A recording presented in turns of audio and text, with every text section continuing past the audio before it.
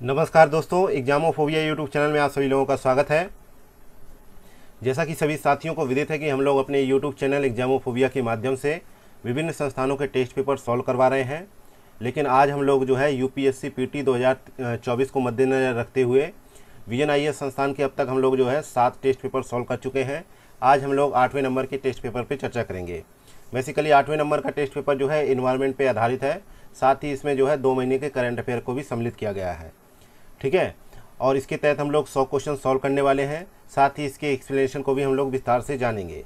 तो चलिए शुरू करते हैं आज का टेस्ट पेपर नंबर 8वां क्वेश्चन नंबर 1 के साथ।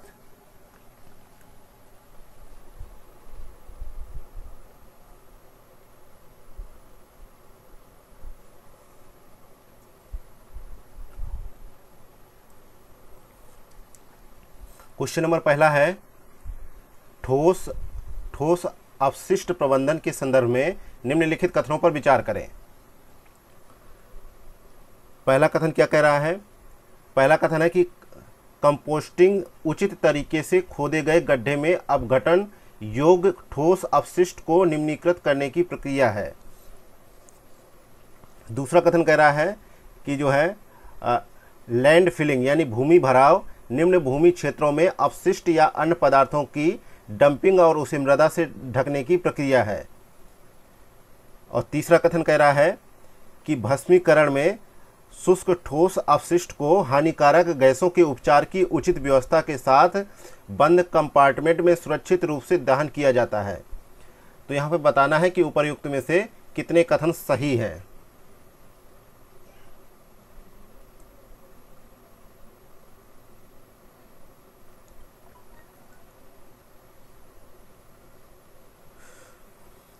तो यहाँ पे पहले में देखते हैं, तो देखा जाए कंपोस्टिंग के बारे में पहले ऑप्शन में बात की जा रही है। तो जो है ठोस अपशिष्टों का जो है 4 विधियों द्वारा जो है उचित निपटान किया जाता है। पहला है खाद बनाकर यानी कंपोस्टिंग के माध्यम से, दूसरा है लैंड फिलिंग के माध्यम से, और जो है जिसे भूमि भराव भी कहा जाता है, और तीसरा है तापीय प्रक्रियाओं जैसे भस्मीकरण के माध्यम से, चौथा है पुनर्चक्रण और पुनः उपयोग द्वारा। ठीक है, तो तीनों ही ऑप्शन दे रखे हैं, तो यहाँ पे जो है तीनों ही सही हो जाएंगे। तो इसलिए यहाँ पे सी ऑप्शन करेक्ट आंसर हो जाएगा।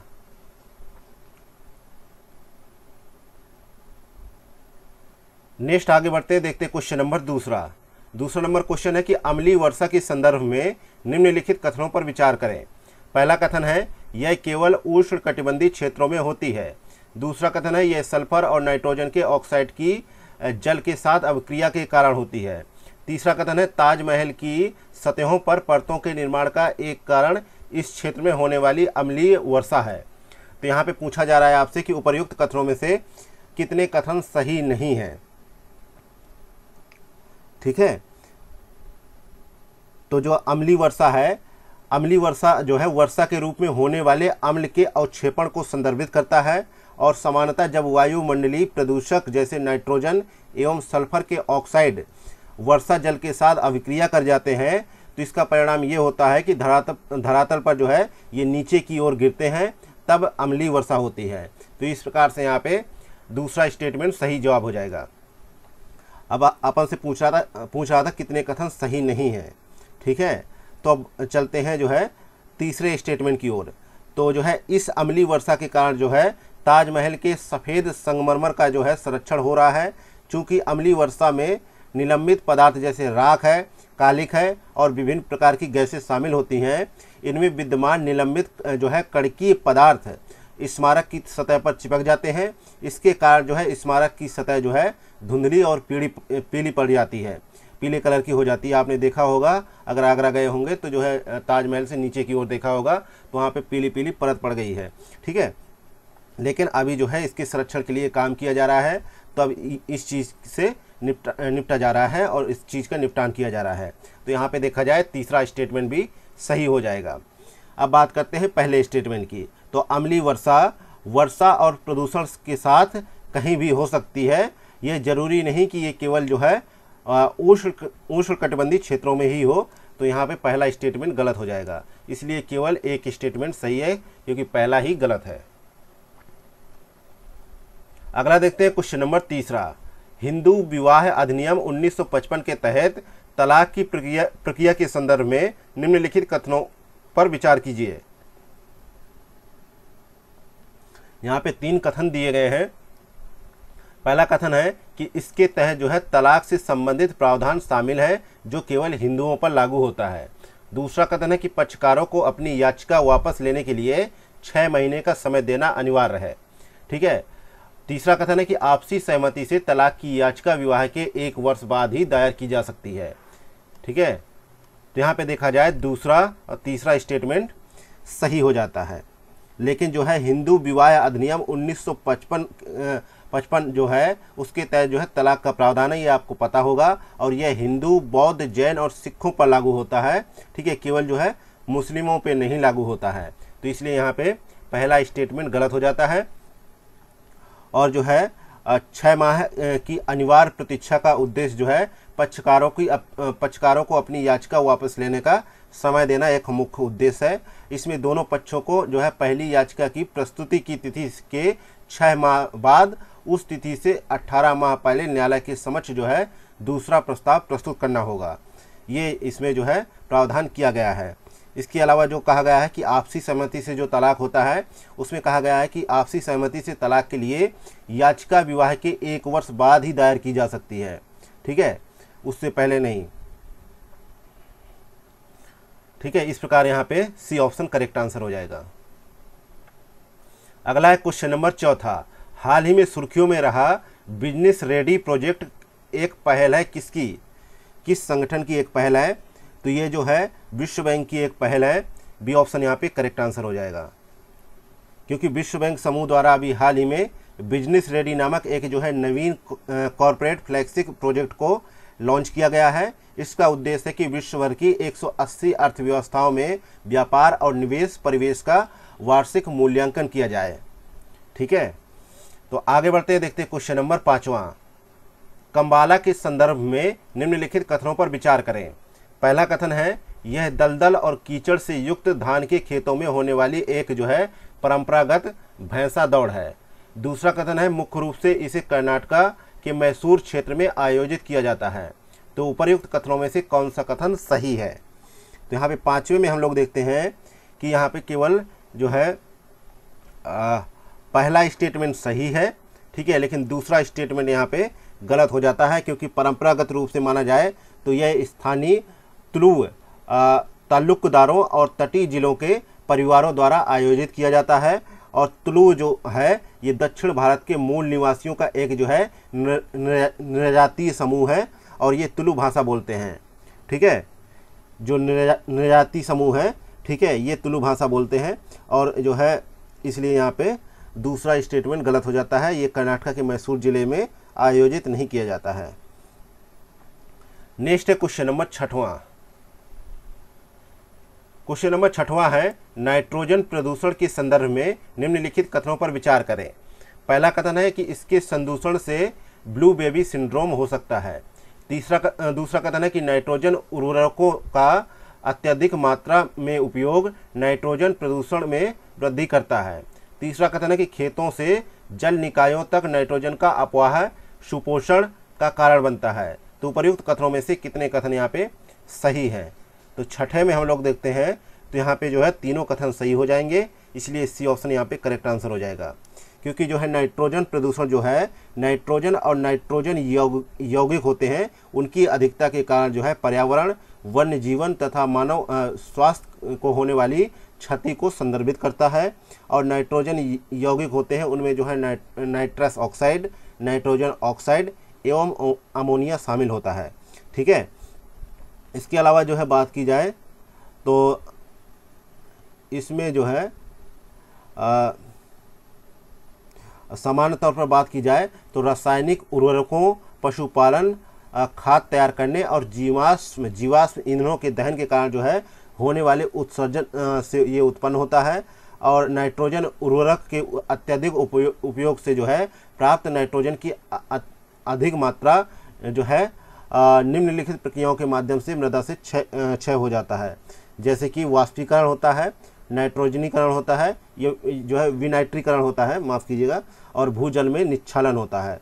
ये सब प्रक्रियाएं हैं जिनसे जो है इनका जो है नाइट्रोजन प्रदूषण में वृद्धि होती है। इसके अलावा जो है उर्वरकों के कारण जो है अधिक नाइट्रोजन यानी कृषि अपवाह के रूप में जल निकायों तक पहुंच जाती है और इन जल निकायों में नाइट्रोजन को शैवाल द्वारा ग्रहण किया जाता है।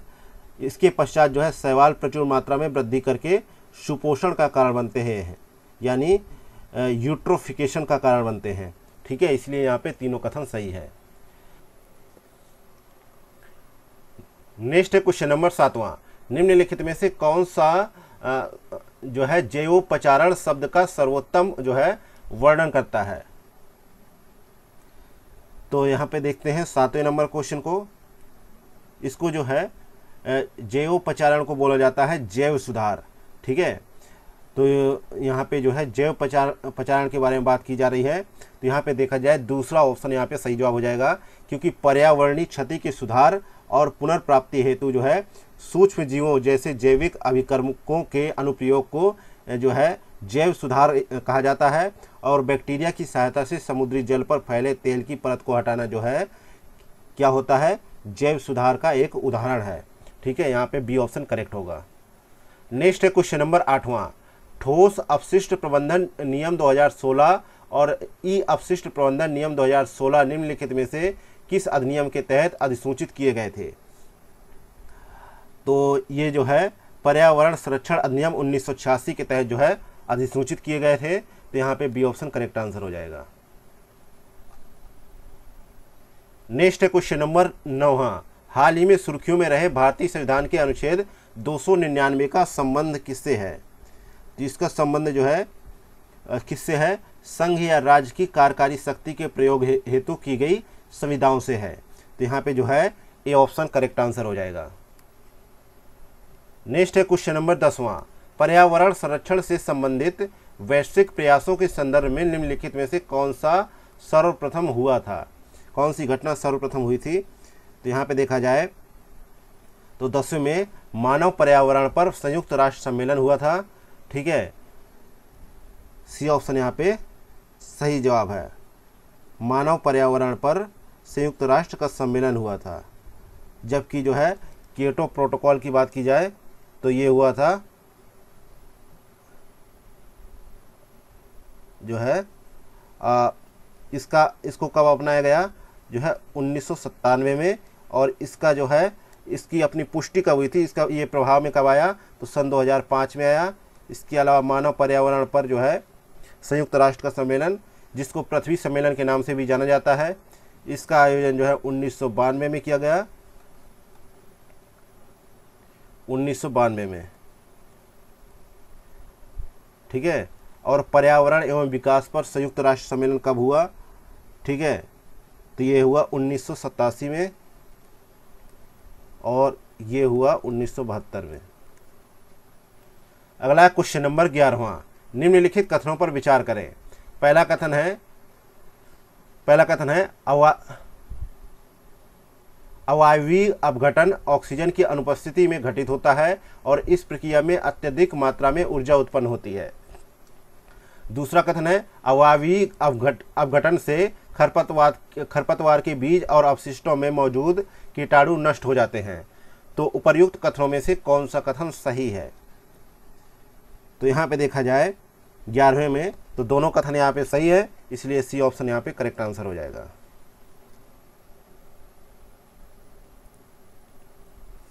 जो एरोबिक बैक्टीरिया है वो जो है ऑक्सीजन की उपस्थिति में जो है ठोस अपशिष्टों को विघटित करते हैं और कार्बन डाइऑक्साइड उत्सर्जित करते हैं।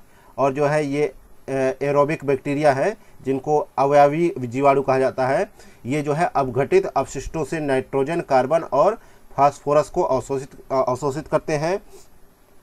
और जो है एरोबिक अपघटन जो है ऑक्सीजन की अनुपस्थिति में घटित होते हैं। और एरोबिक जो बैक्टीरिया है ये जो है ऐसे एंजाइम जो है निर्मुक्त करते हैं जिससे अपशिष्टों का अपघटन होता है तथा मीथेन या मार्स गैस उत्पन्न होती है। इसके दौरान जो है सल्फर युक्त पदार्थ सल्फर डाइऑक्साइड में परिवर्तित हो जाते हैं। ठीक है, आगे बढ़ते देखते क्वेश्चन नंबर 12वां। क्वेश्चन नंबर 12वां है, राष्ट्रीय स्वचालित फिंगरप्रिंट पहचान प्रणाली के संदर्भ में निम्नलिखित कथनों पर विचार करें। पहला कथन है, यह एक वेब आधारित एप्लीकेशन है जो आपराधिक फिंगरप्रिंट की केंद्रीय जो है रिपोजिटरी के रूप में कार्य करती है। दूसरा कथन है, इसके तहत किसी अपराध हेतु गिरफ्तार किए गए प्रत्येक व्यक्ति को 10 अंकों का एक विशिष्ट राष्ट्रीय फिंगरप्रिंट नंबर प्रदान किया जाता है। तीसरा कथन है, इसका प्रबंधन crime and criminal tracking network and systems द्वारा किया जाता है। तो यहाँ पे बताना है कितने कथन यहाँ पे सही हैं। तो यहाँ पे देखा जाए तो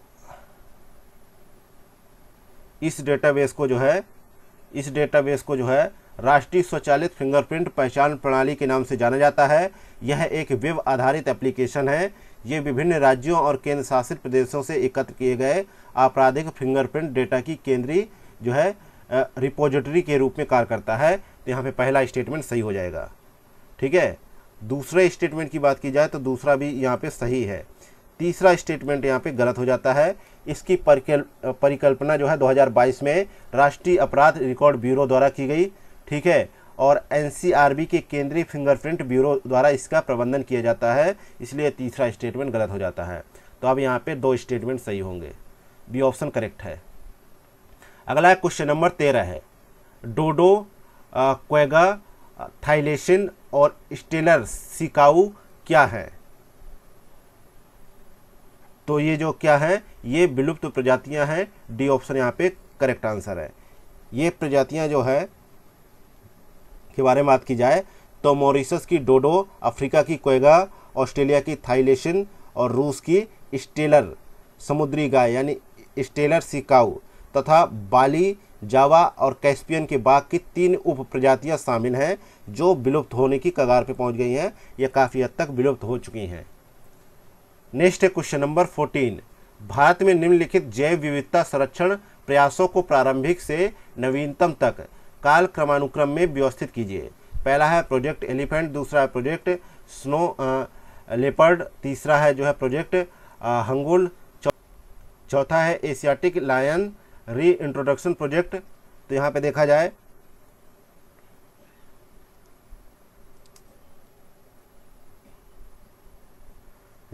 जाए तो भारत सरकार द्वारा प्रोजेक्ट एलिफेंट जो है 1952 में शुरू किया गया और जो है एशियाई शेर संरक्षण परियोजना जो है कब शुरू किया गया? ये शुरू किया गया 2004 में।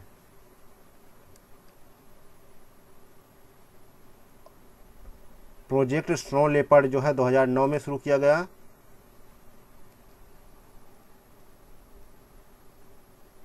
और प्रोजेक्ट हंगुल की शुरुआत कब की गई? 1970 में। इस प्रकार यहाँ पे देखा जाए तो सही जवाब होगा सी ऑप्शन।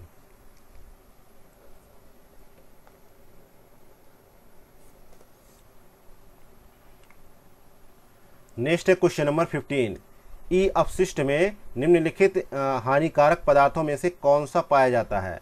पहला लेड, दूसरा कैडमियम, तीसरा क्रोमियम। नीचे दिए गए कूट का प्रयोग कर सही उत्तर का चुनाव करें। तो यहाँ पे देखा जाए तो 15 में देखा जाए तो यहाँ पे ई अपशिष्ट में जो है तीनों हानिकारक पदार्थ जैसे लेड, कैडमियम और क्रोमियम का उपयोग किया जाता है। तो यहाँ पे सी ऑप्शन करेक्ट आंसर हो जाएगा।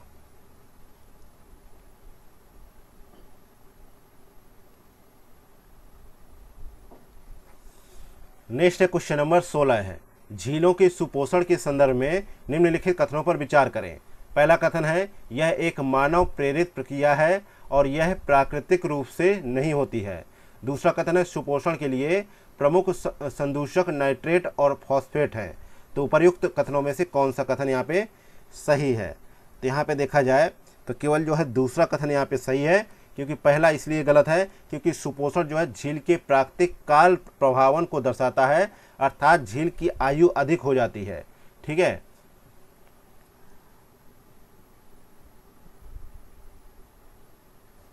नेक्स्ट है क्वेश्चन नंबर 17 नंबर क्वेश्चन कह रहा है कि निम्नलिखित कथनों पर विचार करें। पहला कथन है कि वन्य जीव अभयारण्यों की तुलना में राष्ट्रीय उद्यानों को मानव गतिविधि पर अत्यधिक प्रतिबंधों के साथ अधिक सुरक्षा प्रदान की जाती है। दूसरा कथन है वन्य जीव अभयारण्यों की कोई निश्चित सीमा नहीं होती है, जबकि राष्ट्रीय उद्यानों की सीमाएं परिभाषित होती हैं।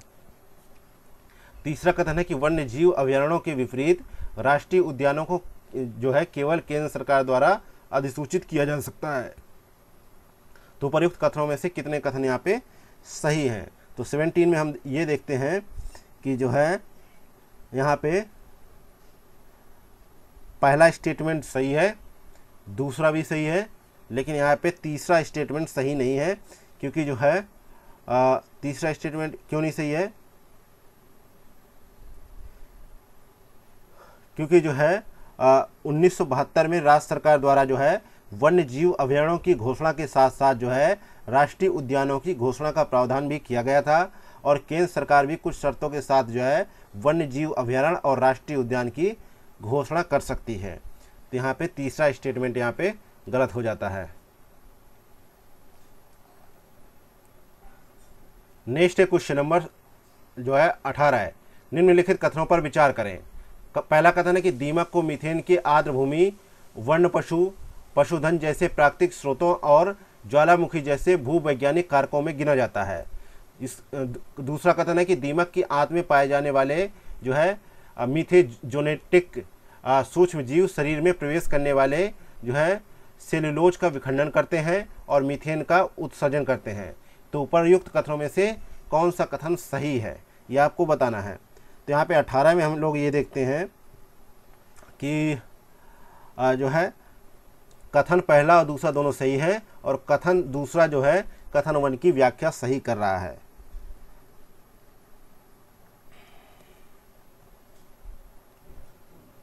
नेक्स्ट है क्वेश्चन नंबर 19। आयनकारी विकिरणों के संदर्भ में निम्नलिखित कथनों पर विचार करें। पहला कथन है कि इनमें दीर्घ तरंग धैर्य वाली परावैंगनी विकिरण एक्सरे और गामा किरणें शामिल होती हैं। दूसरा कथन है नाभिकीय अभिक्रिया से उत्पन्न विद्युत आवेशित कण परमाणुओं या अणुओं से इलेक्ट्रॉन को मुक्त कर सकते हैं, जिससे आयन उत्पन्न होते हैं। तीसरा कथन है कि कोशिका से गुजरने वाली गामा किरणें डीएनए के समीप विद्यमान जल के अणुओं को आयनित कर सकती हैं, जिससे संभवतः डीएनए विखंडित हो सकता है और जीवित ऊतकों को क्षति पहुंच सकती है। तो यहाँ पे पूछा गया है कि कितने कथन सही नहीं है। तो परमाणु विखंडन से उत्पन्न होने पे जो है न्यूट्रॉन होता है, ठीक है। तो इसलिए यहाँ पे पहला जो है कथन जो है गलत हो जाता है, ठीक है। क्योंकि जो है आयनकारी विकिरण जो है सजीवों के लिए अत्यधिक हानिकारक है, और आयनकारी विकिरण में निम्नलिखित चीज़ें शामिल होती हैं, जैसे कि विद्युत चुंबकीय विकिरण, जैसे कि लघु तरंग दैर्घ्य परावैंगनिक किरणें और एक्सरे और गामा किरणें। इसके अलावा परमाणु प्रक्रियाओं में उत्पन्न ऊर्जावान कण और जो है रेडियोधर्मी क्षय के दौरान उत्पन्न विद्युत आवेशित कण जैसे अल्फा बीटा कण होते हैं, ठीक है। और परमाणु विखंडन से उत्पन्न जो है न्यूट्रॉन भी। तो इसलिए पहला स्टेटमेंट यहाँ पे गलत हो जाता है, और इसके अलावा दूसरा सही है और तीसरा भी यहाँ पे सही है, ठीक है। तो इस प्रकार यहाँ पे जो है ए ऑप्शन सही जवाब हो जाएगा कि केवल एक स्टेटमेंट यहाँ पे गलत है। नेक्स्ट है क्वेश्चन नंबर 20। पारिस्थितिक अनुक्रमण के संदर्भ में निम्नलिखित कथनों पर विचार करें। पहला कथन है पारिस्थितिक अनुक्रमण को ऐसी प्रक्रिया के रूप में परिभाषित किया जाता है जिसमें किसी प्रजाति के एक पीढ़ी अन्य प्रजातियों को विकसित होने की अनुमति दिए बिना उन्हें जो है प्रतिस्थापित कर देती है। दूसरा कथन है कि प्राथमिक अनुक्रमण नवीन रूप से प्रकट होने वाले और पूर्णतः जीवित विहीन क्षेत्रों में होता है। तो उपर्युक्त कथनों में से कौन सा कथन यहाँ पे सही है? तो 20 में हम ये लोग ये देखते हैं कि यहाँ पे जो है दूसरा स्टेटमेंट गलत है, पहला सही है। क्योंकि जो है एक सुनिश्चित क्षेत्र की प्रजाति संरचना में देखा जाए तो उचित रूप से जो है आकलित परिवर्तन को पारिस्थितिक अनुक्रमण जो है कहते हैं, यानी इकोलॉजिकल जो है सक्सेशन कहा जाता है, ठीक है। तो इसलिए यहाँ पे जो है पहला स्टेटमेंट यहाँ पे गलत हो जाता है, इसलिए केवल सही के लिए पूछा है, तो दूसरा स्टेटमेंट यहाँ पे सही है।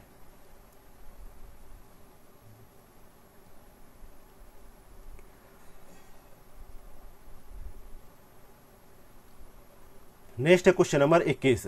हाल ही में सुर्खियों में रहे फर्स्ट लॉस डिफ़ॉल्ट गारंटी के संदर्भ में निम्नलिखित कथनों पर विचार करें। पहला कथन है, ये बैंकों, गैर बैंकिंग वित्त कंपनियों और ऋण सेवा प्रदाताओं के बीच एक जो है संविदात्मक व्यवस्था है, जिसके तहत जो है एलएसपी बैंकों को मुआवजा देने की गारंटी देता है। दूसरा कथन है, इस व्यवस्था के तहत केवल एक निश्चित सीमा तक के अनुमान को कवर किया जाता है। तीसरा कथन है कि डिफ़ॉल्ट लॉस गारंटी प्रदान करने वाली जो है एलएसपीज को कंपनी अधिनियम 2013 के तहत एक कंपनी के रूप में सूचीबद्ध होना चाहिए। तो उपर्युक्त कथनों में से कौन सा कथन यहाँ पे सही है? तो यहाँ पे देखते हैं 21 में, तो यहाँ पे तीनों कथन यहाँ पे सही है, इसलिए डी ऑप्शन करेक्ट आंसर हो जाएगा। नेक्स्ट है क्वेश्चन नंबर 22। निम्नलिखित कथनों पर विचार करें। पहला कथन है कि क्वांटम भौतिकी पदार्थ एवं ऊर्जा के मूलभूत स्तर पर किए जाने वाले अध्ययन को संदर्भित करती है तथा इसका उद्देश्य प्रकृति के मूलभूत निर्माण खंडों के गुणों और व्यवहारों का पता लगाना है।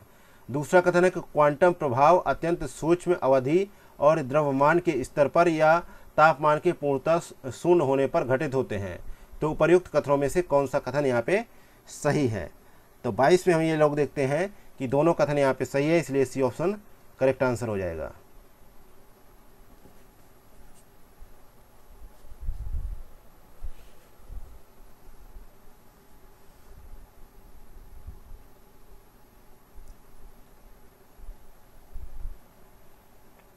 Next question number 23। निम्नलिखित कथनों पर विचार करें। पहला कथन है कि अधिकांश शाकनाशी स्तनधारियों के लिए विषैले होते हैं। दूसरा कथन है कि शाकनाशी खाद्य जाल में जो है सांद्रित हो जाते हैं। तो उपर्युक्त कथनों में से कौन सा कथन यहाँ पे सही है? शाकनाशी के बारे में बात हो रही है, तो अधिकांश जो है शाकनाशी जो है स्तनधारियों के लिए विषैले होते हैं, किंतु वे जो है ऑर्गेनोक्लोराइड्स के समान जो है स्थायी नहीं होते हैं। ये रसायनों कुछ ही महीनों में अवघटित हो जाते हैं और जो है खाद्य जाल में सांद्रित हो जाते हैं। ठीक है, तो इस प्रकार यहाँ पे पहला स्टेटमेंट सही होगा, ए आर दोनों सही है और आर ए की सही व्याख्या कर रहा है। ठीक है, यानी पहला स्टेटमेंट और दूसरा स्टेटमेंट सही है और जो है दूसरा स्टेटमेंट है वो फर्स्ट की सही व्याख्या कर रहा है। नेक्स्ट है क्वेश्चन नंबर 24। निम्नलिखित में से कौन से ओजोन परत के क्षरण के संभावित जो है प्रभाव हैं? पहला है पादपों की उत्पत्ति और विकास की अवधि में विलंब। दूसरा है क्षोभ मंडलीय ओजोन में वृद्धि। तीसरा है क्षोभ मंडल का सापेक्ष शीतलन। चौथा है मानवों में मोतियाबिंद की घटनाओं में वृद्धि। तो नीचे दिए गए कूट का प्रयोग कर सही उत्तर का चुनाव करें। तो यहाँ पे 24 में हम लोग देखते हैं तो चारों ही ऑप्शन जो है ओजोन परत के क्षरण के संभावित जो है प्रभाव हैं, इसलिए डी ऑप्शन यहाँ पे करेक्ट आंसर हो जाएगा। नेक्स्ट है क्वेश्चन नंबर 25। एक पारिस्थितिक तंत्र से दूसरे पारिस्थितिक तंत्र में क्रमिक किंतु निरंतर परिवर्तन के क्षेत्र को जब जो है प्रजातियों की जो है संरचना के संदर्भ में दोनों के बीच कोई स्पष्ट सीमा निर्धारित नहीं होती, तो सर्वोत्तम रूप से उसे क्या कहा जाता है? तो उसे कहा जाता है जो है इकोक्लाइन कहा जाता है। सी ऑप्शन यहाँ पे करेक्ट आंसर हो जाता है, उसे इकोक्लाइन कहा जाता है। यहाँ प्रजातियों की संरचना के संदर्भ में दोनों के बीच जो है कोई स्पष्ट जो है सीमा निर्धारित नहीं की जाती और इकोक्लाइन पर्यावरण प्रवणता वाले क्षेत्र होते हैं और ऊंचाई, तापमान, लवणता, गहराई जैसे अजैविक कारकों में क्रमिक परिवर्तन को जो है पर्यावरणीय प्रवणता कहा जाता है। तो इसलिए यहाँ पे सी ऑप्शन करेक्ट आंसर है। नेक्स्ट है क्वेश्चन नंबर 26। निम्नलिखित में से किन मानदंडों का प्रयोग जैव विविधता हॉटस्पॉट की पहचान करने के लिए किया जाता है? पहला है प्रजाति समृद्धि। दूसरा है आक्रामक प्रजातियों की उपस्थिति। तीसरा है उच्च जो है स्थानिकता। चौथा है संकट की आशंका। तो नीचे दिए गए कूट का प्रयोग कर सही उत्तर का चुनाव करें। तो यहाँ पे 26 में देखते हैं हम लोग, तो पहला, तीसरा, चौथा सही है, लेकिन दूसरा यहाँ पे गलत है, क्योंकि ये जो है जैव विविधता हॉटस्पॉट की पहचान करने के लिए उत्तरदायी कारक नहीं है। ठीक है, कौन सा? दूसरे नंबर का, आक्रामक प्रजातियों की उपस्थिति आवश्यक नहीं है। अगला है क्वेश्चन नंबर 27। ओजोन के संदर्भ में निम्नलिखित कथनों पर विचार कीजिए। पहला कथन है कि इसका निर्माण जो है प्राकृतिक रूप से केवल वायुमंडल में ही हो सकता है। दूसरा कथन है कि समताप मंडल में यह एक शील्ड का निर्माण करती है जो हमें सूर्य के परावैंगनी विकिरण से बचाती है। तीसरा कथन है क्षोभ मंडल में ओजोन नहीं पाई जाती है। तो उपर्युक्त कथनों में से कितने कथन यहाँ पे सही है? तो 27 में हम लोग ये देखते हैं कि जो है 27 में हम लोग क्या देखते हैं कि जो है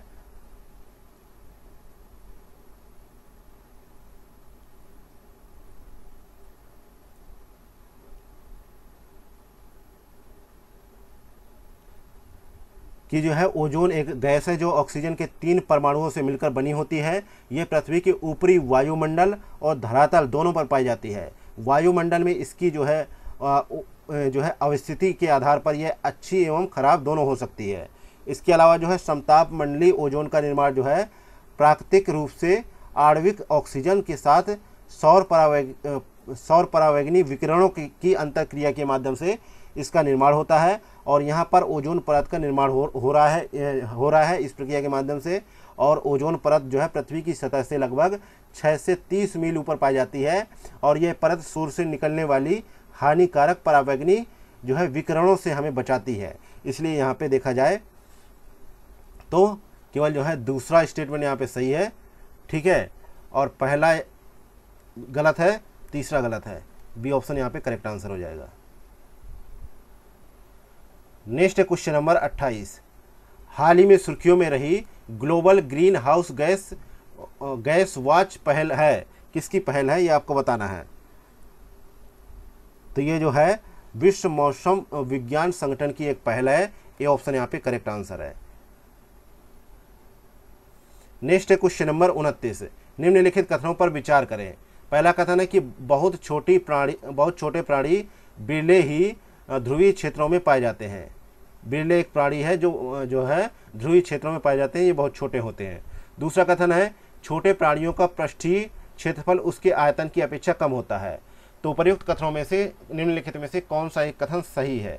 तो 29 में हम लोग ये देखते हैं कि पहला कथन तो सही है लेकिन दूसरा कथन यहाँ पे गलत हो जाता है, ठीक है। चूंकि जो है छोटे प्राणियों का पृष्ठीय क्षेत्रफल उनके आयतन की अपेक्षा अधिक होता है, ठीक है, और इसलिए जब बाहर ठंड होती है तो उनके शरीर की ऊष्मा बहुत तेजी से कम होती है, ठीक है, और ऐसी स्थिति में उन्हें जो है मेटाबॉलिज्म द्वारा शरीर की ऊष्मा पैदा करने के लिए काफ़ी ऊर्जा खर्च करनी पड़ती है और यह मुख्य कारण है कि बहुत छोटे प्राणी जो बिरले ही ध्रुवीय क्षेत्रों में पाए जाते हैं। नेक्स्ट है क्वेश्चन नंबर 30। हाल ही में सुर्खियों में रही शब्दावली फोरम शॉपिंग क्या है? फोरम शॉपिंग क्या है? तो यहाँ पे 30 में हम देखते हैं सबसे अनुकूल जो है परिणाम प्राप्त करने की आशा में एक विशेष अदालत के चयन का अभ्यास है, ठीक है। ये जो है ए ऑप्शन यहाँ पे करेक्ट आंसर है, ठीक है। भारत के मुख्य न्यायाधीश DY चंद्रचूड़ ने जो है फोरम शॉपिंग की निंदा की थी और जो है फोरम शॉपिंग जो है अनुकूल परिणाम प्राप्त करने की आशा में किसी कानूनी मामले के लिए जानबूझकर किसी विशेष अदालत के चयन का अभ्यास है, ठीक है। और इसके तहत जो है वादी या वकील जानबूझकर अपने मामले को किसी एक ऐसी विशेष न्यायाधीश या न्यायालय की समक्ष ले जाने का प्रयास करते हैं जहां उन्हें लगता है कि जो है उनके मामले का निर्णय उनके पक्ष में होगा। ऐसा उदाहरण जो है हमें भारत संघ यानी union of India and others बनाम सिप्ला लिमिटेड 2017 के बाद में मिलता है, जिसमें न्यायालय ने फोरम शॉपिंग की निंदा की थी। नेक्स्ट है क्वेश्चन नंबर 31। निम्नलिखित कथनों पर विचार करें। पहला कथन है कि प्रजाति एक रूपता किसी समुदाय में प्रजातियों में प्रचुरता के जो है वितरण का वर्णन करती है। दूसरा कथन है कि प्रजाति समृद्धता या प्रचुरता किसी जो है परिभाषित क्षेत्र के भीतर प्रजातियों की संख्या होती है। तो उपर्युक्त कथनों में से कौन सा कथन यहाँ पे सही है? तो यहाँ पे 31 में देखते हैं तो सी ऑप्शन सही है, यानी पहला दूसरा दोनों सही है, सी ऑप्शन करेक्ट है। नेक्स्ट है क्वेश्चन नंबर 32। निम्नलिखित युग्मों पर विचार करें। एक तरफ राष्ट्रीय उद्यान है, दूसरी तरफ राज्य है। तो काजीरंगा राष्ट्रीय उद्यान कहाँ पे है? ठीक है, ये देखते हैं। काजीरंगा राष्ट्रीय उद्यान जो है असम में ब्रह्मपुत्र नदी के तट पर स्थित है। यहाँ पर जो है एक सींग वाले गेंडा काफ़ी प्रसिद्ध हैं। तो यहाँ पे अरुणाचल प्रदेश है, गलत हो जाएगा। रणथंभौर राष्ट्रीय उद्यान कहाँ पे? राजस्थान में, ये सही सुमेलित है। ठीक है, इसकी स्थापना जो है कब हुई थी? 1980 में हुई थी। यह जो है 39,200 हेक्टेयर क्षेत्र में फैला हुआ है। यहाँ पर जो है मगरमच्छ, नीलगाय और चिंकारा, सांबर आदि पाए जाते हैं। अगला है कान्हा राष्ट्रीय उद्यान। ये कहाँ पर है? जो है यह एक टाइगर रिजर्व है। यह मध्य प्रदेश में स्थित है। यहाँ पर तेंदुआ, लंगूर, नेवला, बिल्ली और लकड़बग्घा आदि पाए जाते हैं। ठीक है, तो यह भी सही सुमेलित है। अगला है सिमलीपाल राष्ट्रीय उद्यान। ये कहाँ पर है? ये जो है भारत के उड़ीसा राज्य के मयूरभंज जिले में स्थित है, ना कि पश्चिम बंगाल में। ये गलत है। ठीक है, तो यहाँ पे जो है केवल 2 युग में जो है सही सुमेलित है। बी ऑप्शन करेक्ट हो जाएगा। नेक्स्ट है क्वेश्चन नंबर 33। निम्नलिखित प्रक्रियाओं पर विचार करें। पहला है कृषि अपवाह, दूसरा है खुले में शौच, तीसरा है औद्योगिक अपशिष्टों का निर्वहन, चौथा है बाढ़, पांचवा है न्यूक्लियर रिएक्टरों से शीतलक का निर्वहन। तो उपर्युक्त में से कौन सी प्रक्रियाएं जल प्रदूषण के लिए उत्तरदायी हैं? तो यहाँ पे 33 में हम देखते हैं। ठीक है, तो ये जो है सारी प्रक्रियाएं जो है जल प्रदूषण के लिए उत्तरदायी हैं। डी ऑप्शन यहाँ पे करेक्ट आंसर है। नेक्स्ट है क्वेश्चन नंबर 34। निम्नलिखित कथनों में से कौन सा जैविक क्षमता पद का सर्वोत्तम वर्णन करता है? तो 34 में देखते हैं। तो इसका सही जवाब है ए ऑप्शन, संसाधनों के असीमित होने और पर्यावरणीय दशाओं के आदर्श होने पर यह वह अधिकतम दर है जिस पर समष्टि में वृद्धि हो सकती है। तो यहाँ पे ए ऑप्शन करेक्ट आंसर है। नेक्स्ट है क्वेश्चन नंबर 35। निम्नलिखित कथनों पर विचार करें। पहला कथन है कि जैविक ऑक्सीजन मांग जल निकायों में सुपोषण का एक संकेतक है। दूसरा कथन है बीओडी में वृद्धि का तात्पर्य जल निकाय में अत्यधिक अकार्बनिक प्रदूषण की उपस्थिति है। तो उपर्युक्त कथनों में से कौन सा कथन यहाँ पे सही है? तो 35 में ये देखते हैं केवल पहला कथन सही है, जबकि दूसरा कथन यहाँ पे गलत हो जाता है। ठीक है, दूसरा कथन यहाँ पे गलत हो जाता है क्योंकि बीओडी वह माप है जो हमें बताती है कि अपघटन की प्रक्रिया द्वारा जल से अपशिष्ट कार्बनिक पदार्थों को हटाने के लिए जो है वायवीय बैक्टीरिया को कितनी ऑक्सीजन चाहिए। इसलिए अत्यधिक बीओडी का तात्पर्य अत्यधिक कार्बनिक प्रदूषण की उपस्थिति से है, ना कि अकार्बनिक प्रदूषण से। तो यहाँ पे जो है क्या होगा? दूसरा स्टेटमेंट गलत होगा। नेक्स्ट है क्वेश्चन नंबर 36। पृथ्वी की जैव विविधता के संदर्भ में निम्नलिखित कथनों पर विचार करें। पहला कथन है कि दर्ज की गई सभी प्रजातियों में से 70% से अधिक पादप हैं। दूसरा कथन है जंतुओं में कीट सबसे अधिक जो है समृद्ध जाति वर्ग समूह है। तो उपर्युक्त कथनों में से कौन सा कथन यहाँ पे सही है? तो 36 में हम लोग ये देखते हैं केवल दूसरा कथन यहाँ पे सही है, पहला कथन यहाँ पे गलत हो जाता है। ठीक है, क्योंकि जो है सभी आकलिक प्रजातियों में से 70% से अधिक जंतु हैं, जबकि शैवाल, कवक, ब्रायोफाइट्स, आवृतबीजी और अनावृतबीजी कुल मिलाके भी पादप जो है 22% से अधिक नहीं है। इसलिए पहला कथन गलत है। Next question number 37। अनिष्ट चतुष्क उपनाम का उपयोग उन प्रमुख कारणों का वर्णन करने के लिए किया जाता है जिसकी वजह से विश्व भर में प्रजातियां तीव्र गति से विलुप्त हो रही हैं। इस संदर्भ में निम्नलिखित में से कौन सी जैव विविधता के ह्रास का मुख्य कारण है? पहला है अत्यधिक दोहन, दूसरा है पर्यावरण की क्षति और विखंडन, तीसरा है विदेशी प्रजातियों का आक्रमण, चौथा है सह विलुप्तता। तो नीचे दिए गए कूट का प्रयोग कर सही उत्तर का चुनाव करें। तो यहाँ पे हम लोग ये पाते हैं 37 नंबर क्वेश्चन में कि ये जो है जैव विविधता के जो है ख़त्म हो रही है, उसके ह्रास के प्रमुख कारण ये चारों हैं। इसलिए यहाँ पे डी ऑप्शन करेक्ट आंसर हो जाएगा। नेक्स्ट है क्वेश्चन नंबर 38। निम्नलिखित कथनों पर विचार करें। पहला कथन है कि सामान्य तौर पर जैसे जैसे हम भूमध्य रेखा से ध्रुवों की ओर बढ़ते हैं वैसे वैसे प्रजातियों की विविधता कम होती जाती है। दूसरा कथन है समशीतोष्ण पर्यावरण के विपरीत उष्णकटिबंधीय पर्यावरण अधिक मौसमी और अपेक्षाकृत जो है अप्रत्याशित होते हैं। तो उपर्युक्त कथनों में से आपको बताना है कि कौन सा कथन सही है। तो 38 में हम ये पाते हैं कि पहला स्टेटमेंट तो सही है, लेकिन दूसरा स्टेटमेंट यहाँ पे गलत है,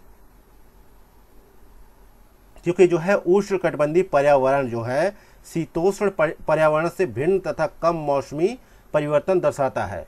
ठीक है, और जो है यह स्थिर पर्यावरण निकेत विशिष्टीकरण को प्रोत्साहित करता है, जिसकी वजह से अधिकाधिक प्रजातियां जो है प्रजाति विविधता हुई है। ठीक है, अगला क्वेश्चन नंबर 39 नंबर क्वेश्चन है कि भारतीय पुनर्वास परिषद के संदर्भ में निम्नलिखित कथनों पर विचार करें। पहला कथन है यह सामाजिक न्याय एवं अधिकारिता मंत्रालय के अधीन एक संविधिक निकाय है। दूसरा कथन है यह पेशेवरों के लिए शिक्षा और प्रशिक्षण के न्यूनतम मानक निर्धारित करती है। तो प्रयुक्त कथनों में से कौन सा कथन यहाँ पे सही है? तो यहाँ पे 39 में हम ये देखते हैं कि यहाँ पे दोनों कथन सही हो जाएंगे, सी ऑप्शन करेक्ट आंसर हो जाएगा। नेक्स्ट है question number 40, great Indian bustard के संदर्भ में निम्नलिखित कथनों पर विचार करें। पहला कथन है यह भारतीय उपमहाद्वीप के लिए स्थानिक प्रजाति है। दूसरा कथन है यह पर्यावरण और वन मंत्रालय की वन्य जीवों के पर्यावास का विकास योजना के तहत प्रजाति पुनर्प्राप्ति कार्यक्रम के लिए पहचान की गई प्रजातियों में से एक है। तीसरा कथन है यह राजस्थान का एक राज पक्षी है। ठीक है, तो उपर्युक्त कथनों में से कितने कथन यहाँ पे सही है? 40 में ये देखते हैं तो सभी तीनों कथन सही है, इसलिए सी ऑप्शन यहाँ पे राइट आंसर हो जाएगा। नेक्स्ट है क्वेश्चन नंबर 41, सतत विकास लक्ष्यों के संदर्भ में निम्नलिखित कथनों पर विचार करें। पहला कथन है कि SDGs रियो घोषणा के तहत अपनाए गए लक्ष्यों के 17 सेट हैं। दूसरा कथन है पर्यावरण वन और जलवायु परिवर्तन मंत्रालय भारत में SDGs के कार्यान्वयन का समन्वय करता है। तीसरा कथन है SDGs India index NITI Aayog द्वारा अंतर्राष्ट्रीय मुद्रा कोष के सहयोग से जारी किया जाता है। तो प्रयुक्त कथनों में से कौन सा कथन सही नहीं है? तो यहाँ पे 41 में हम ये देखते हैं कि जो है तीनों कथन तो यहाँ पे सही नहीं है, डी ऑप्शन यहाँ पे करेक्ट आंसर हो जाएगा।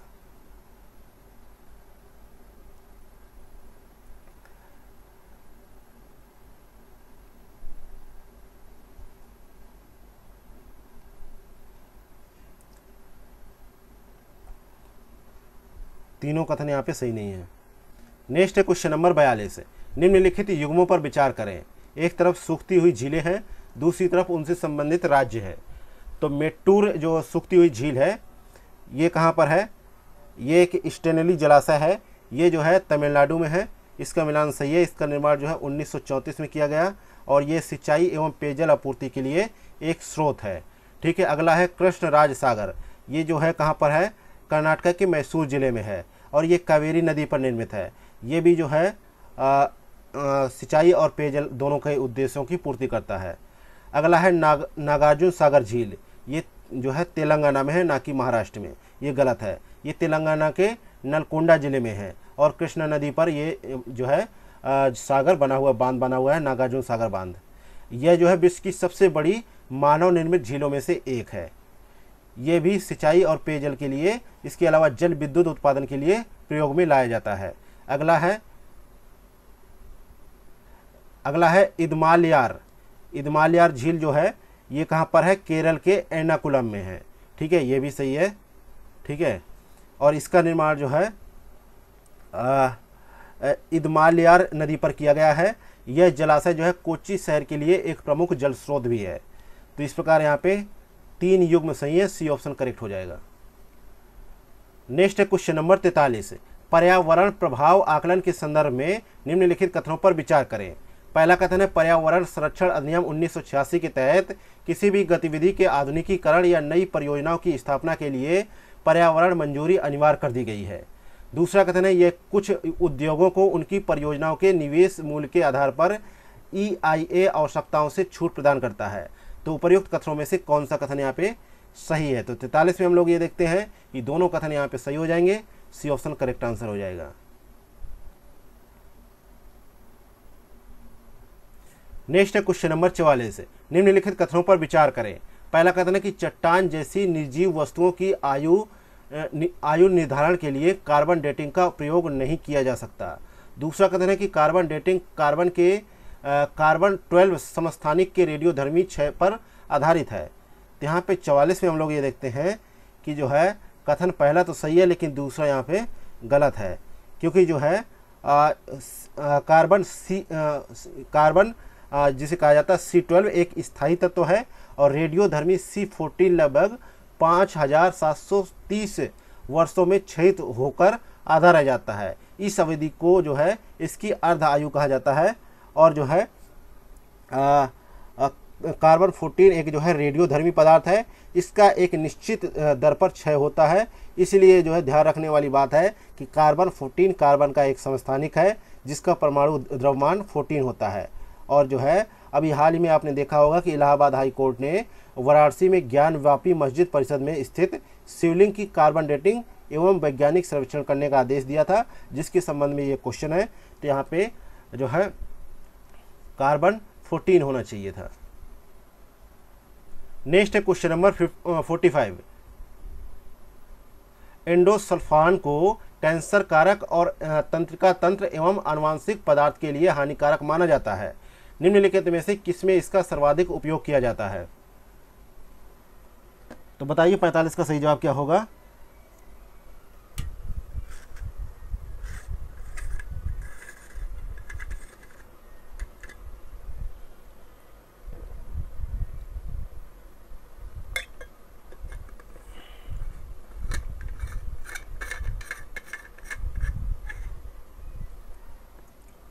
पैंतालीस का सही जवाब होगा ए ऑप्शन, कृषि में उपयोग होने वाले कीटनाशकों में इसका उपयोग किया जाता है।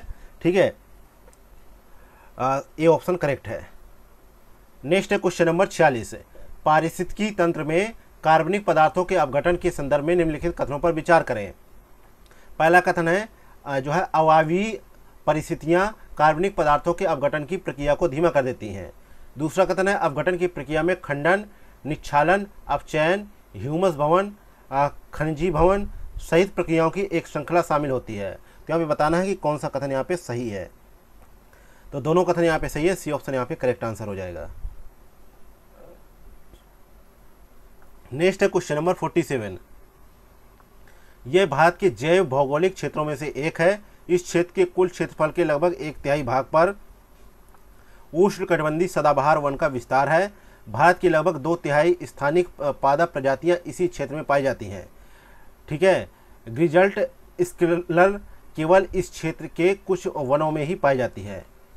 तो उपर्युक्त परिच्छेद में भारत के निम्नलिखित में से किस जैव भौगोलिक क्षेत्र का वर्णन किया जा रहा है? तो यहाँ पे 47 में ये देखा जाए तो ये वर्णन पश्चिमी घाट का है। डी ऑप्शन करेक्ट आंसर है। नेक्स्ट है क्वेश्चन नंबर 48। अनुच्छेद 355 केंद्र सरकार को अधिकृत करता है क्या? तो यहाँ पे पहला ऑप्शन है कि भारत के प्रत्येक राज्य को आंतरिक अशांति से सुरक्षा प्रदान करने के लिए। दूसरा कथन है किसी भी राज्य द्वारा संघ के कानूनों और जो है विनियमों का अनुपालन सुनिश्चित करने हेतु निर्देश जारी करने के लिए। तीसरा कथन है किसी राज्य में जो है संवैधानिक तंत्र की विफलता या उसके भंग होने की स्थिति में राष्ट्रपति शासन लागू करने के लिए। तो उपर्युक्त कथनों में से कितने कथन यहाँ पे सही है? तो 48 में ये देखते हैं केवल 2 कथन यहाँ पे सही है। कौन से सही है? पहला दूसरा सही है, तीसरा यहाँ पे गलत हो जाता है। अगला क्वेश्चन नंबर 49। निम्नलिखित युग्मों पर विचार करें। एक तरफ प्रदूषक है, दूसरी तरफ स्रोत है। तो ओजोन का स्रोत क्या है? वाहनों से निकलने वाला धुआं। प्लूटोनियम का स्रोत क्या है? परमाणु रिएक्टर। पारा का स्रोत क्या है? दंत चिकित्सा उद्योग। तो उपर्युक्त युग्मों में से कितने सही सुमेलित हैं? तो 49 में देखा जाए 3 ही तो दे रखे हैं, 3 दे रखे हैं, तो सी ऑप्शन सही जवाब होगा। ठीक है, तीनों सही सुमेलित है। हाँ, इसमें बोला गया है, एक्सप्लेनेशन में बोला गया है कैडमियम भी दे रखा है। इसमें जो है इलेक्ट्रिक उद्योग का जिक्र है, लेकिन ऑप्शन में नहीं दे रखा है, इसलिए जो है यहाँ पे सी ऑप्शन हम मानेंगे। अगला है क्वेश्चन नंबर 50। हाल ही में सुर्खियों में रहने वाला पद ग्रीन शू ऑप्शन निम्नलिखित में से किससे संबंधित है? तो 50 में हम देखते हैं ये शेयर बाजार के जो है इनिशियल पब्लिक ऑफर से संबंधित है, यानी आईपीओ आता है। ठीक है, उससे संबंधित है। नेक्स्ट है क्वेश्चन नंबर 51। निम्नलिखित कथनों में से कौन सा बायो प्रोस्पेक्टिंग शब्द का सर्वोत्तम वर्णन है? तो यहाँ पे 51 में ये देखा जाए बायो प्रोस्पेक्टिंग का जो सर्वोत्तम वर्णन कर रहा है वो है, यह पादपों और जंतुओं की प्रजातियों की खोज है ताकि उनके आनुवंशिक संसाधनों का उपयोग वाणिज्यिक उत्पादकों के उत्पादन में किया जा सके। ये ऑप्शन यहाँ पे करेक्ट आंसर है। अगला है क्वेश्चन नंबर 52, निम्नलिखित प्रदूषकों पर विचार कीजिए। पहला है सल्फर के ऑक्साइड, दूसरा है पार्टिकुलेट मैटर, तीसरा है नाइट्रोजन के ऑक्साइड, चौथा है कार्बन मोनोऑक्साइड, पांचवा है कार्बन डाइऑक्साइड। तो उपर्युक्त प्रदूषकों में से कौन से इस्पात के उत्पादन के दौरान उत्सर्जित होते हैं? तो यहाँ पे 52 में देखा जाए तो ये सभी उत्सर्जित होते हैं। ठीक है, इस्पात के उत्पादन के दौरान ये उत्सर्जित होते हैं। डी ऑप्शन करेक्ट है। नेक्स्ट है क्वेश्चन नंबर 53, राष्ट्रीय जलवायु परिवर्तन अनुकूलन कोष के संदर्भ में निम्नलिखित कथनों पर विचार करें। पहला कथन है, इसे पृथ्वी शिखर वार्ता के परिणाम स्वरूप 1992 में शुरू किया गया था। दूसरा कथन है, राष्ट्रीय कृषि और ग्रामीण विकास बैंक इसकी राष्ट्रीय कार्यान्वयन इकाई है। तो उपर्युक्त कथनों में से कौन सा कथन यहाँ पे सही है? तो 53 में हम ये देखते हैं, ठीक है, 53 में हम ये देखते हैं कि दूसरा स्टेटमेंट सही है। ठीक है, पहला यहाँ पे गलत हो जाता है।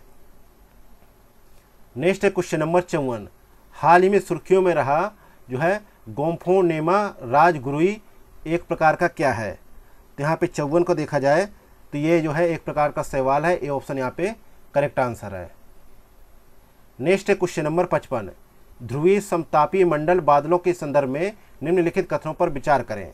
पहला कथन है, अंटार्कटिक वायुमंडल की अत्यधिक ठंडी शीत ऋतु में पीएससीएस का निर्माण आसानी से हो जाता है। दूसरा कथन है, पीएससीएस की प्रचुरता के कारण शीत ऋतु के दौरान अंटार्कटिका में ओजोन का अवक्षय अधिकतम तीव्रता से होता है। ठीक है, तो उपर्युक्त कथनों में से कौन सा कथन सही है? तो यहाँ पे 55 में हम लोग ये देखते हैं केवल पहला कथन यहाँ पे सही है, दूसरा यहाँ पे गलत हो जाएगा।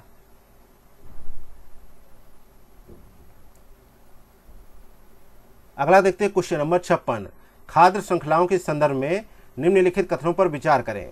पहला कथन है कि सभी खाद्य श्रृंखलाएं स्वपोषी रूप से शुरू होती हैं। दूसरा कथन है कि जलीय पारिस्थितिक तंत्र में जो है अपरद खाद्य श्रृंखला ऊर्जा प्रवाह के लिए प्रमुख माध्यम है क्योंकि इसमें चारण खाद्य श्रृंखला पूरी तरीके से अनुपस्थित होती है। तीसरा कथन है कि मृत पोषी जो है अपरद खाद्य श्रृंखलाओं का एक महत्वपूर्ण भाग होते हैं। तो उपर्युक्त कथनों में से कौन सा कथन यहाँ पे सही है? तो यहाँ पे 56 को हम देखते हैं तो यहाँ पे जो है तीसरा स्टेटमेंट जो है वो जो है सही है, बाकी पहला और दूसरा गलत है। नेक्स्ट है क्वेश्चन नंबर 57, निम्नलिखित यौगिकों पर विचार कीजिए। पहला है क्लोरोफ्लोरोकार्बन, दूसरा है हाइड्रोक्लोरोफ्लोरोकार्बन, तीसरा है मिथाइल ब्रोमाइड, चौथा है हाइड्रोफ्लोरोकार्बन। तो उपर्युक्त में से कितने यौगिक ओजोन क्षयकारी हैं? तो 57 में ये देखते हैं केवल 3। कौन कौन से?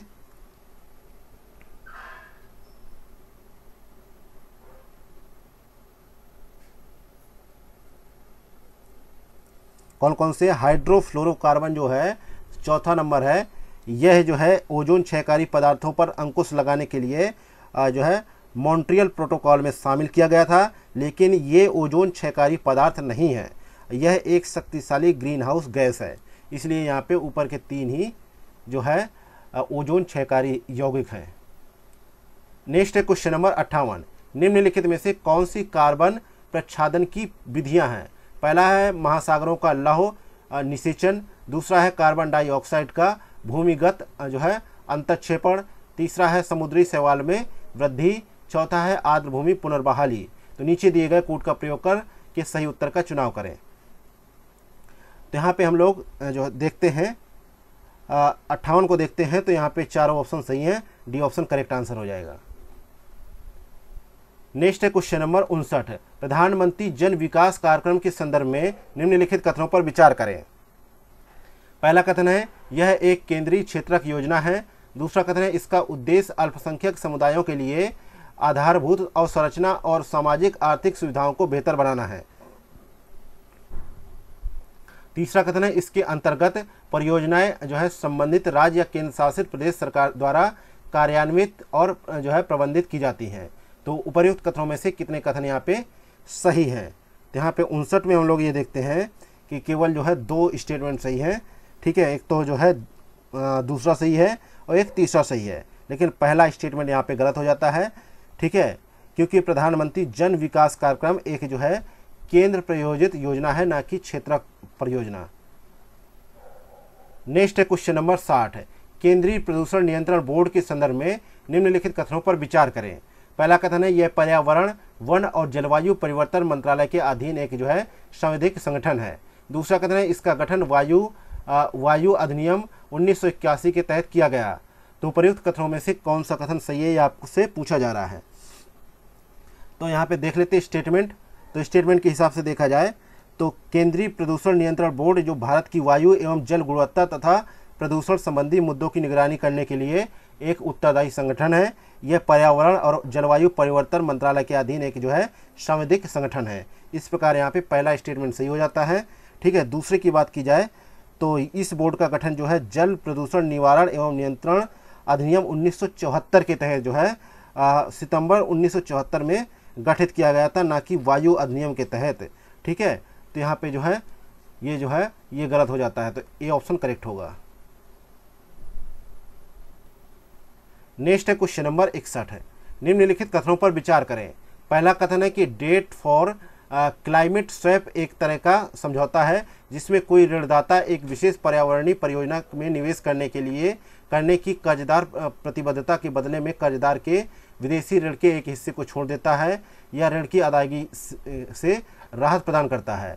दूसरा कथन है कि ऐसे समझौतों के कारण कई विकासशील राष्ट्र बढ़ते ऋण के बोझ, जलवायु परिवर्तन और जो है प्रकृति की क्षति जैसे मुद्दों का सामना कर रहे हैं।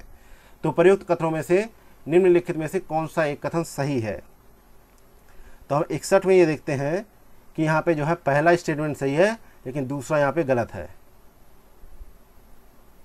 नेक्स्ट है क्वेश्चन नंबर 62 है, हाल ही में सुर्खियों में रही innovative finance facility for climate in India and Pacific की पहल किसकी है।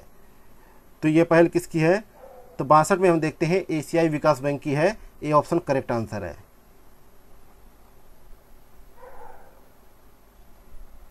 नेक्स्ट है क्वेश्चन नंबर 63, राष्ट्रीय हरित अधिकरण की कार्य प्रणाली के संदर्भ में निम्नलिखित कथनों पर विचार करें। पहला कथन है कि इसकी स्थापना पर्यावरण संरक्षण से संबंधित मामलों के प्रभावी और शीघ्र निपटान के लिए वन्य जीव संरक्षण अधिनियम 1972 के तहत की गई। दूसरा कथन है, यह अधिकरण सिविल प्रक्रिया संहिता 1908 के तहत निर्धारित प्रक्रिया से बाध्य नहीं है, ठीक है। तो यहाँ पे 63 में पूछा गया है, 2 स्टेटमेंट दिए गए हैं, तो उपयुक्त कथनों में से आपको बताना है कि कौन सा स्टेटमेंट यहाँ पे सही होगा।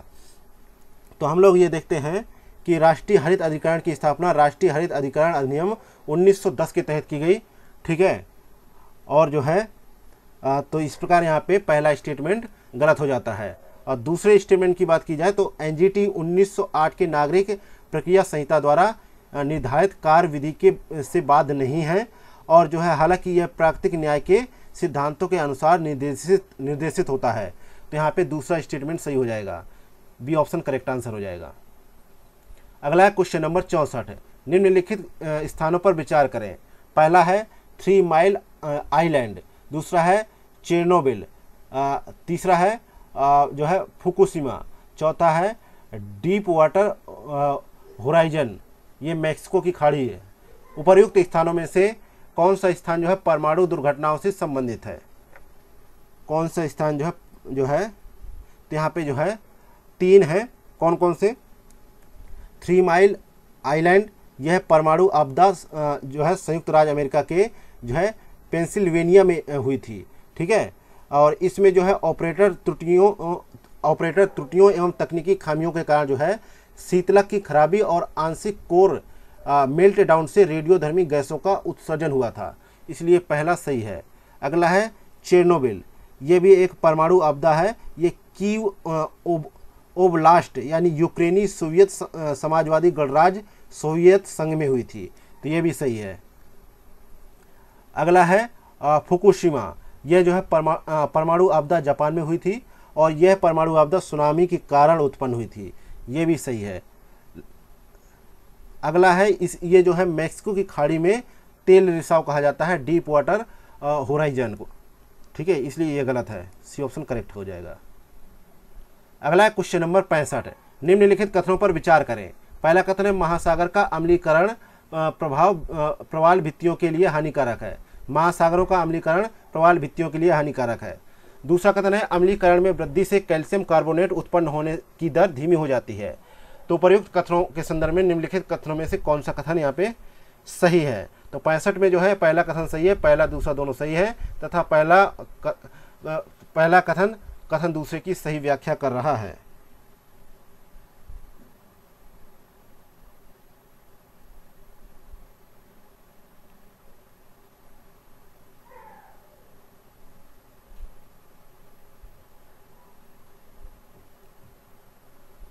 अगला क्वेश्चन देखते हैं 66 नंबर क्वेश्चन।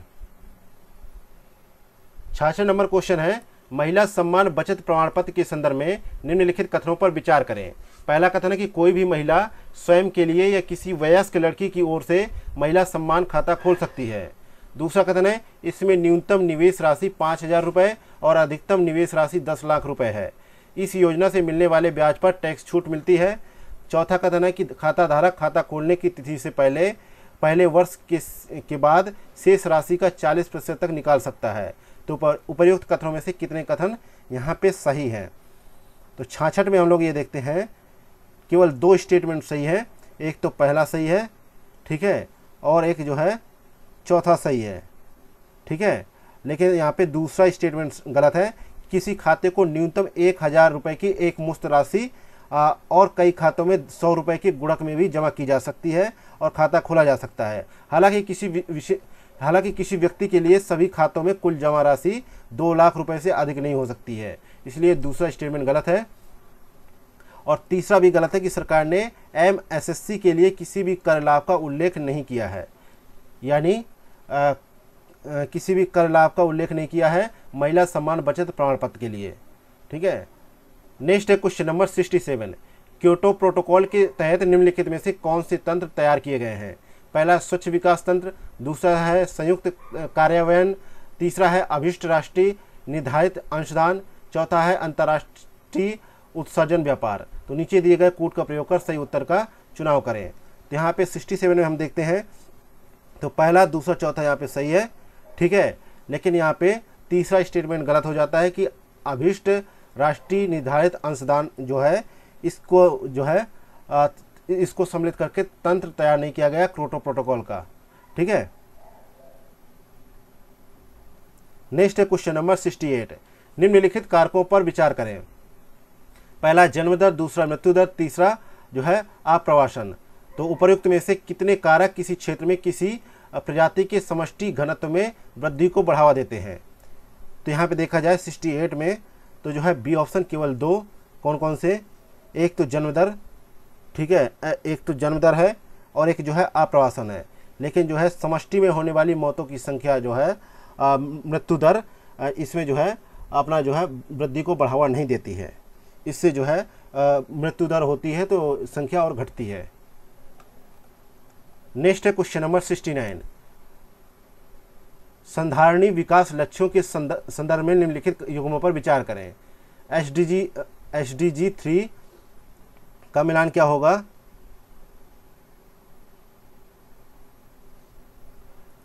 लैंगिक समानता लिखा है सामने, ये सही गलत हो जाएगा। इसके तहत लिखा है गुड हेल्थ एंड वेलबींग, ठीक है। SDG 9 के सामने क्या लिखा है? जो है स्वच्छ ऊर्जा तक पहुंच, ये भी गलत हो जाएगा। इसमें है industry innovation and infrastructure. SDG 13 इसमें दे रखा है संधारणीय शहर और समुदाय, लेकिन यहाँ पे है क्लाइमेट चेंज, क्लाइमेट एक्शन, ये भी गलत हो जाएगा। SDG 16 में दे रखा है शांति, न्याय और मजबूत जो है संस्थाएं, ये सही है, इसलिए एक युग्म सही सुमेलित है, ये ऑप्शन करेक्ट है। नेक्स्ट है क्वेश्चन नंबर 70। जैव विविधता विरासत स्थल के संदर्भ में निम्नलिखित कथनों पर विचार करें। पहला कथन है जैव विविधता अधिनियम 2002 के तहत केंद्र सरकार स्थानीय निकायों के परामर्श से जैव विविधता महत्व के क्षेत्रों को जैव विविधता विरासत स्थलों के रूप में जो है आधिकारिक राजपत्र में अधिसूचित कर सकती है। दूसरा कथन है कर्नाटक के बेंगलुरु में स्थित नल्लूर इमली ग्रोव को भारत के पहले जैव विविधता विरासत स्थलों के रूप में नामित किया गया था। तो बताइए इसमें कौन सा कथन सही है। तो यहाँ पे केवल दूसरा स्टेटमेंट सही है, पहला यहाँ पे गलत है। नेक्स्ट है क्वेश्चन नंबर 71। निम्नलिखित प्रकार के पारिस्थितिकी पिरामिडों पर विचार कीजिए। पहला है संख्या का पिरामिड, दूसरा है जैव भार का पिरामिड, तीसरा है ऊर्जा का पिरामिड। तो उपयुक्त में से कितने पिरामिडों का आकार कभी उल्टा नहीं हो सकता है।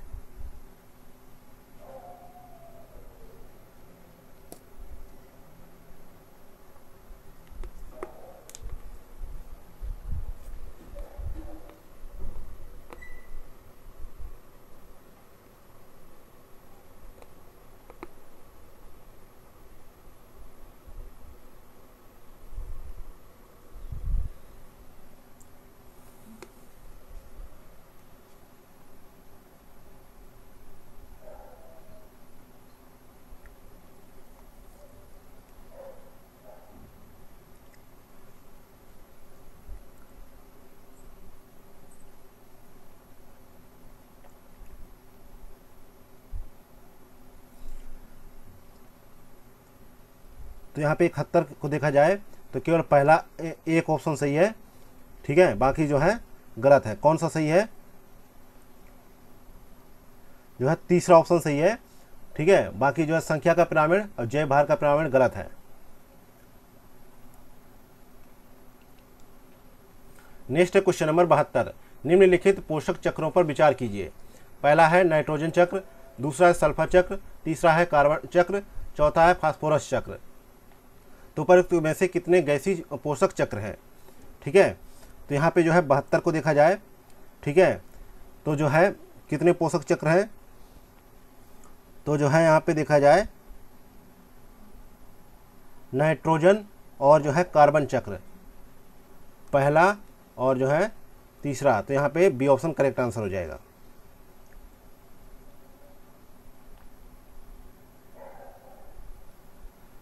नेक्स्ट है क्वेश्चन नंबर 73। निम्नलिखित कथनों पर विचार करें। पहला कथन है ऐसा माना जाता है कि पृथ्वी वर्तमान में छठे सामूहिक विलोपन के दौर से गुजर रही है। दूसरा कथन है कि वर्तमान प्रजातियों के विलोपन की दर पूर्व मानव काल की तुलना में कई गुना तीव्र होने का अनुमान है।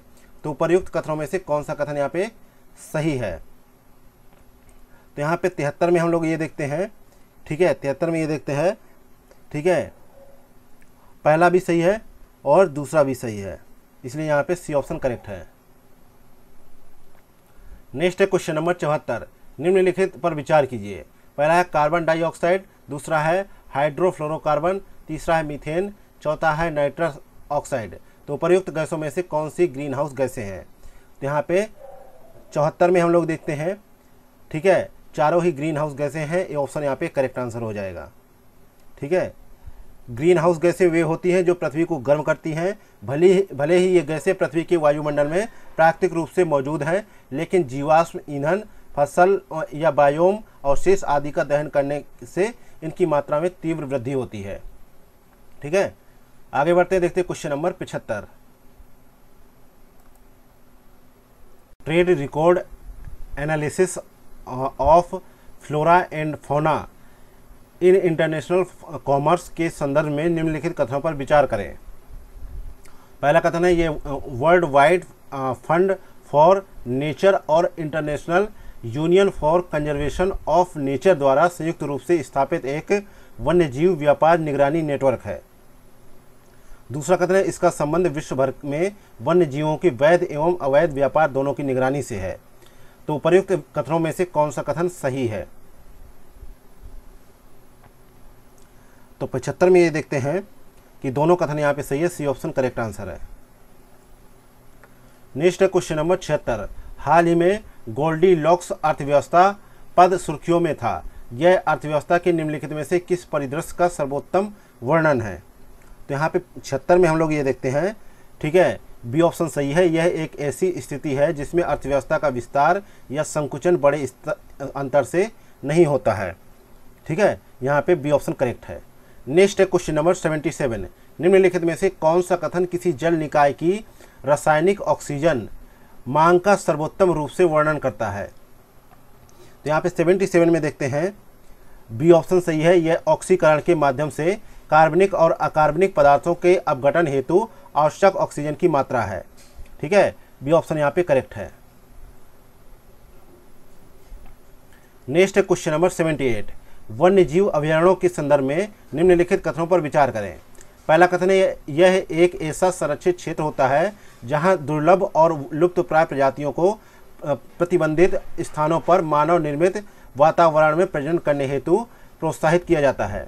दूसरा कथन है, इन अभयारण्यों में मानवीय गतिविधियों जैसे लघु वन उत्पादों का जो है एकत्रण या लकड़ी संग्रहण और निजी स्वामित्व अधिकार प्राप्त करने की अनुमति होती है।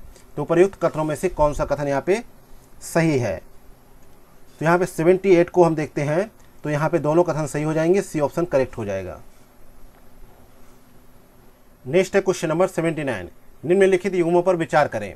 एक तरफ दे रखा है जैव विविधता का प्रकार, दूसरी तरफ माप क्या है। तो अल्फा विविधता के सामने दे रखा है किसी जो है विशेष पारिस्थितिकी तंत्र में प्रजातियों की समृद्धता की। दूसरा है बीटा विविधता, संपूर्ण क्षेत्र के भीतर कुल जो है जैव विविधता की माप है, ये दे रखा है। तीसरा है गामा विविधता, पारिस्थितिकी तंत्रों के बीच प्रजातियों की संख्या में परिवर्तन की जो है विविधता। तो उपयुक्त में से कितने सही सुमेलित है? तो यहाँ पे 79 में ये देखते हैं कि जो है केवल एक सही सुमेलित है, केवल पहला वाला। अगला है क्वेश्चन नंबर 80, रेडियोधर्मी प्रदूषण के संदर्भ में निम्नलिखित कथनों पर विचार करें। पहला कथन है, रेडियोधर्मी अपशिष्ट गैसीय, तरल या ठोस स्वरूप में हो सकते हैं तथा इनकी रेडियोधर्मिता के स्तर में भिन्नताएं हो सकती हैं। दूसरा कथन है कि रेडियोधर्मी अपशिष्ट कुछ घंटों से लेकर करोड़ों वर्षों तक रेडियोधर्मी बने रह सकते हैं। तो उपर्युक्त कथनों में से कौन सा कथन यहाँ पे सही है? तो 80 में देखते हैं, तो यहाँ पे दोनों कथन सही है, सी ऑप्शन करेक्ट आंसर हो जाएगा। नेक्स्ट है क्वेश्चन नंबर 81, निम्नलिखित में से कौन सा कथन स्प्रिंग शॉक पद का सर्वोत्तम वर्णन करता है? तो यहाँ पे 81 में ये देखते हैं, ठीक है, यह झीलों की हिम और बर्फ के पिघलने के कारण अम्लता में वृद्धि करता है, इसलिए यहाँ पे डी ऑप्शन करेक्ट है। नेक्स्ट है क्वेश्चन नंबर 82, निम्नलिखित में से कौन सा विनियामकीय निकाय भारत में ध्वनि प्रदूषण को नियंत्रित करने के लिए मानक और दिशा निर्देश तैयार करने के लिए उत्तरदायी है? तो 82 में ये देखते हैं, सही जवाब है जो है सी ऑप्शन, केंद्रीय प्रदूषण नियंत्रण बोर्ड। नेक्स्ट है क्वेश्चन नंबर 83, फोटोकेमिकल स्मोक के संदर्भ में निम्नलिखित कथनों पर विचार करें।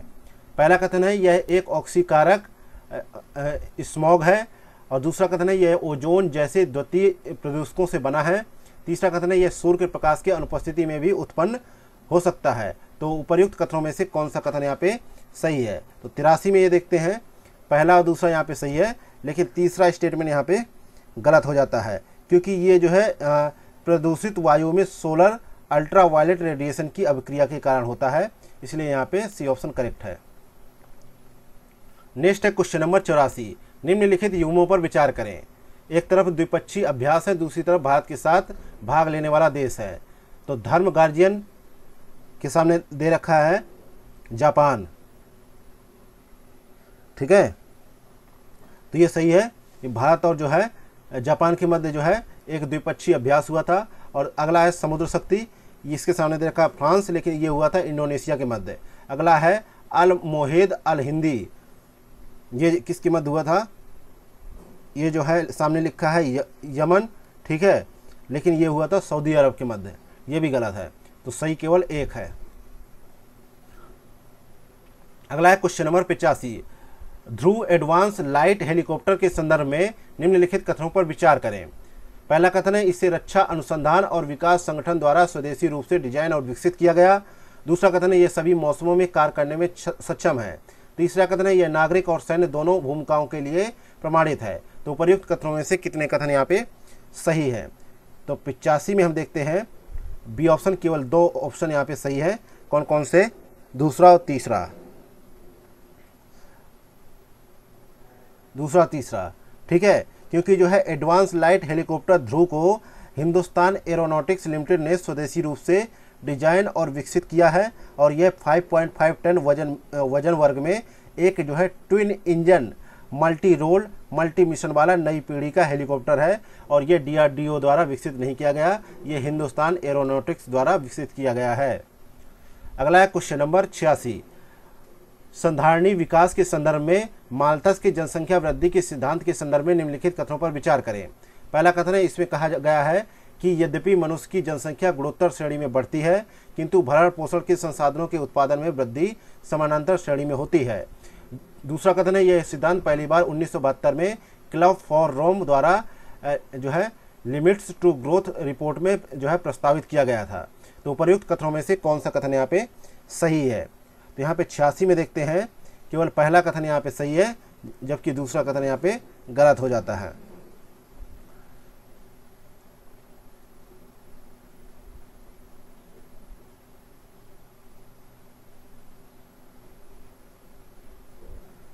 नेक्स्ट है क्वेश्चन नंबर 87। निम्नलिखित में से कौन से रेडियोधर्मी अपशिष्ट प्रबंधन सिद्धांत में शामिल हैं जिनका भारत में पालन किया जाता है? पहला है मानव स्वास्थ्य और पर्यावरण की सुरक्षा, दूसरा है भावी पीढ़ियों के लिए चिंता, तीसरा है कानूनी फ्रेमवर्क की स्थापना, चौथा है अपशिष्ट न्यूनीकरण प्रबंधन की जो है परस्पर निर्भरता और सुविधा केंद्रों की सुरक्षा। तो नीचे दिए गए कूट का प्रयोग कर सही उत्तर का चुनाव करें। ठीक है, तो यहाँ पे 87 को देखा जाए, ठीक है, तो जो है यहाँ पे डी ऑप्शन सही है। ठीक है, सभी चारों ऑप्शन सही है। नेक्स्ट है क्वेश्चन नंबर 88। निम्नलिखित वृक्षों पर विचार कीजिए। पहला है बांस, दूसरा है सैतूत, तीसरा है जो है आबनूस। तो उपर्युक्त में से कितने वृक्ष जो है पर्णपाती हैं? तो यहाँ पे 88 का क्या सही जवाब है? बी ऑप्शन, केवल 2 सही है। कौन कौन से सही है? एक तो बांस है और एक जो है सैतूत है। आबनूस जो है इसमें इस प्रजाति का जो है वृक्ष नहीं है। नेक्स्ट है क्वेश्चन नंबर 89। पारिस्थितिकी संरक्षण के संदर्भ में देवराई, देवगुड़ी और जो है देवरहाटी क्या है? तो यहाँ पे देखा जाए ये जो है उपवन है और ये पवित्र उपवन है। ए ऑप्शन करेक्ट आंसर है। ये महाराष्ट्र में पाए जाते हैं। नेक्स्ट है क्वेश्चन नंबर 90। निम्नलिखित जैव विविधता संरक्षण स्थलों पर विचार कीजिए। पहला है पवित्र उपवन, दूसरा है वनस्पति उद्यान, तीसरा है प्राणी उद्यान, चौथा है वन्यजीव सफारी पार्क। तो प्रयुक्त में से कितने बाह्य स्थान जो है संरक्षण दृष्टिकोण के उदाहरण हैं? तो यहाँ पे देखा जाए तो 90 में ये देखते हैं कि सी ऑप्शन यहाँ पे सही, केवल 3। कौन कौन से? बायोस्फीयर रिजर्व, राष्ट्रीय उद्यान, वन्यजीव अभयारण्य, ठीक है, आरक्षित वन और संरक्षित वन और जो है नेचर रिजर्व। ठीक है, तो वन्यजीव सफारी पार्क इसमें ऑप्शन नहीं होगा।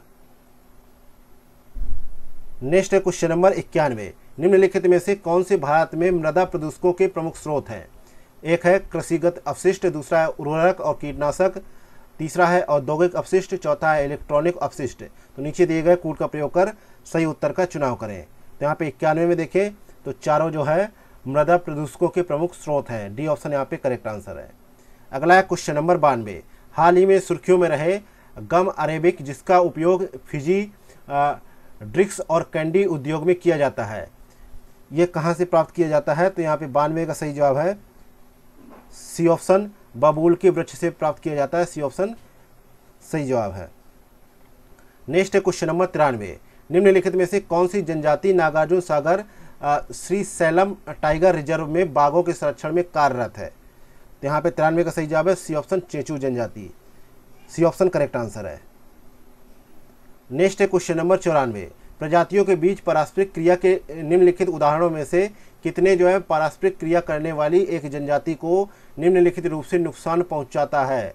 पहला है हेज पाथों पर वृद्धि करने वाले कसकुटा यानी अमरबेल को, दूसरा है निकट साइचर में रहने वाले पक्षी बगुला और चारण पशु को, तीसरा है क्लाउन मछली और समुद्री जो है एनीमोन के बीच पारस्परिक क्रिया को। तो नीचे दिए गए कूट का प्रयोग कर सही उत्तर का चुनाव करें। तो यहाँ पे 94 हमें ये देखते हैं केवल पहला ए ऑप्शन सही है, एक ही कथन सही है, पहला वाला, दूसरा और तीसरा यहाँ पे गलत है। अगला है क्वेश्चन नंबर 95। सिक्किम के एकीकरण के संदर्भ में निम्नलिखित कथनों पर विचार करें। पहला है कि भारत का हिस्सा बनने से पहले सिक्किम पर जो है नामग्याल राजवंश का शासन था। दूसरा कथन है 1975 में सिक्किम में राजतंत्र को समाप्त करने के लिए जनमत संग्रह कराया गया था। तीसरा कथन है सिक्किम को एक राज्य के रूप में मान्यता देने के लिए संसद में 36वां संविधान संशोधन अधिनियम पारित किया गया था। तो उपर्युक्त में से कितने कथन सही हैं? तो 95 में हम ये देखते हैं केवल 2 कथन सही हैं। कौन कौन से? पहला सही है, ठीक है, और जो है तीसरा सही है, लेकिन दूसरा यहाँ पे सही नहीं है, क्योंकि 1975 में सिक्किम में एक जनमत संग्रह हुआ और अधिकांश लोगों ने भारत में सम्मिलित होने के पक्ष में मतदान किया।